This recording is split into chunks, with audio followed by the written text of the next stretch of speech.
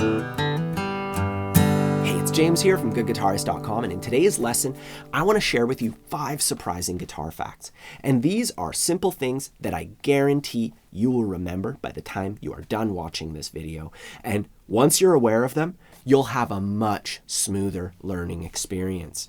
Now, before we get started, if you have not yet grabbed your copy of my free ebook, I'll put a link to that in the corner and down below in the description. And if you're an absolute beginner and you want to learn your first couple songs and all the really important stuff, posture, holding the guitar, and everything you need to get started on the right foot, you'll find a link below to my free crash course. Now, the first surprising guitar fact that I'd like to share with you, and once I say it, it's going to seem pretty obvious. When you put your knuckles forward on your chord hand, it makes your fingers feel longer. So many times I've had students complain that their fingers are too short, especially when they're trying to make the C chord, and it doesn't really all work out. Or maybe they're trying to play some cool blues stuff on the lower strings, and they have a hard time reaching there, right? And their ring finger especially doesn't want to cooperate, and they just feel like their fingers are too short, or they just don't have the coordination. Well, there's actually a very simple solution for this. When you get your thumb a little bit lower, your knuckles can go in front of the fretboard, and all of a sudden you can easily reach those thicker strings. And to get a feel for it, I recommend going between the D and G chord, because on the D chord, you don't need to reach the lower strings. You can actually put your thumb higher up. Some people even like to put it over so that it mutes the thickest couple strings. I do that all the time. And then when we switch to G, if we had our thumb like that, there's no way we're going to be able to reach. So we have to lower our thumb. And going between those two shapes will help you get that dynamic thumb position. You're not just supposed to plant your thumb somewhere and leave it. It's going to move around and go where it needs to be, hopefully subconsciously. If you practice things like that, then that'll happen. By the way, if you enjoy learning guitar with me, this is your chance to subscribe to the channel and hit the bell icon. That way you'll be notified of future lessons. Now, the next fact that I'd like to share with you is that proper strumming covers up bad chords. Obviously, our goal is to have quick, accurate chord transitions while also keeping a steady beat with our strumming, right? But that's not always possible, especially in the early stages of learning guitar. It's just too much to do all at once. So allow me to demonstrate something. I'll do good chords with bad strumming. Country roads, take me home to the place I belong.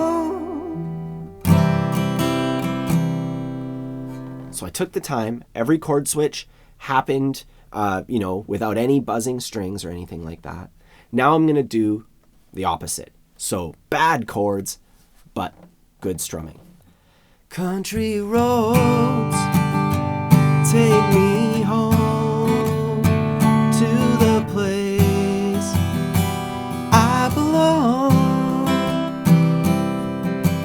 So basically, I either sacrificed the chords or the strumming. And I'd like to know which one you thought sounded better. To me, it sounds a lot better when you focus on the strumming first and foremost, even at the cost of your chord transitions. I didn't make a single chord transition, but the song kept going on because the strumming kept going on. When we stop the song to make perfect chord shapes, like I did in that first example, we're stopping the song. You lose that immersive experience, and that is worth so much more than a couple buzzing notes. Long story short, while it would be ideal to have perfect chords and perfect strumming right away, nobody can do that. You've got to start somewhere. And if you're going to cut corners or sacrifice anything, sacrifice the chord shapes in order to get used to steady strumming. And then over time, your chord shapes will clean up. And there's lots of ways that you can do that. I'll link a video in the corner that'll help you with your chord transitions if you're at that point. Now, my next surprising guitar fact, also strumming related, is that you can do pretty much anything with the 2 simplest strumming patterns. All downstrokes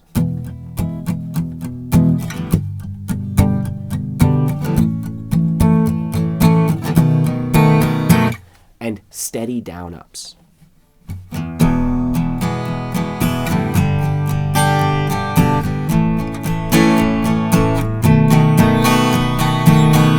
lot of the time, people get wound up in the idea of the strumming pattern, a certain order of downstrokes and upstrokes. But what's more important is keeping the rhythm steady and lining up with the beat or, the counting. For a more driving, I guess like rock-oriented song, you can use pure downstrokes, and that gives you a lot of low end because you're hitting the thicker strings at the start of each stroke. And, you can do a big stroke and a little stroke, do all sorts of stuff, right? And, since you're not worrying about some pattern, you're able to focus on how the song feels, and you'll naturally emphasize certain beats and capture the groove of the song.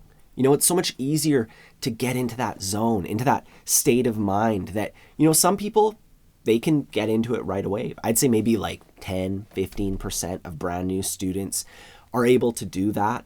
But for everybody else, this is the way to sort of learn to let go, to stop thinking about it and start feeling it more or less. And then once you're used to doing that with downstrokes, you can do it with pure down ups, just a steady stream of down ups doing the same thing. There's still some feeling behind that, right? And actually I have a lesson that goes into that in far more depth where we learn to feel the groove on Bob Dylan's Knockin' on Heaven's Door. I'll put a link to that in the corner if you want to explore that a little bit more. Anyways, our next surprising guitar fact: the slower you practice, the faster you will get. And when you think about this one, it makes a lot of sense. If you're practicing fast, you're not taking the time to smooth out all those wrinkles. You're just practicing the mistakes and you're getting better at making mistakes. So instead, you should take the time to do it slowly and precisely. And I like to practice something a few times slowly till I'm really getting it. And then I'll try it a little bit faster a couple times because it feels different when you do it faster. This is one thing that you have to look out for. If you only practice slow, your hands or your fingers won't be moving in the most efficient path. For instance, I could practice my major scale like this. And every note sounds perfectly clear, but I'm lifting my fingers way off the fretboard. And that's only possible because I'm playing so slow. But when I try to go a little bit faster, my fingers aren't really coming off the fretboard so much, the picking motion is smaller and everything's a lot tighter. And that's the way that it should feel. And then as I'm practicing slow, I can focus on those things, making smaller motions, not lifting my fingers up so much. And that back and forth, practicing mostly slow and then a little bit fast every once in a while, just to kind of see how it should feel, is going to make you substantially better on a technical level. And now my final surprising guitar fact is that 98% of guitar players, even really good ones who can play a lot of cool stuff, they press too hard and they strum or pick too hard.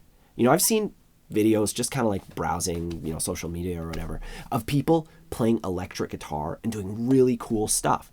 And they have an amp on and you can hear the amp, but I can also hear the actual clicking of their electric guitar acoustically because they're playing so hard. And in the long run, that's not only a huge waste of energy, possibly straining your hands and your wrists, but on top of that, when you pluck or strum as hard as you can and you press the strings too hard, it actually makes your guitar tone sound worse. The tone is affected so heavily by how you touch the strings.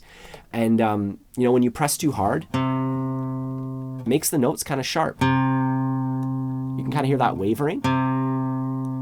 When you pluck too hard, it can make the strings buzz, even if you're playing everything correctly. And whether you're playing through an amp or acoustically, when you're always doing everything super hard, you're missing out on all the tone that the guitar can make at a quieter level, Whether you're amplifying or not, those notes sound different. And if you're always playing up here, you have nowhere to go. The chorus of the song comes along. You can't play any harder than that, right? You want to take advantage of dynamics, and add nuance to your playing by, doing some bits. And then,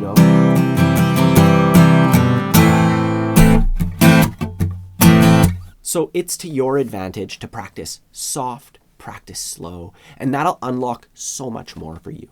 If you enjoyed this lesson, you'll definitely enjoy everything else I have to offer, my free ebook, my crash course, or you could even try my premium courses available on my website. I'll put a link in the corner and down below. Don't forget to subscribe if you enjoy learning guitar with me. Have a fun time practicing, and I'll see you soon.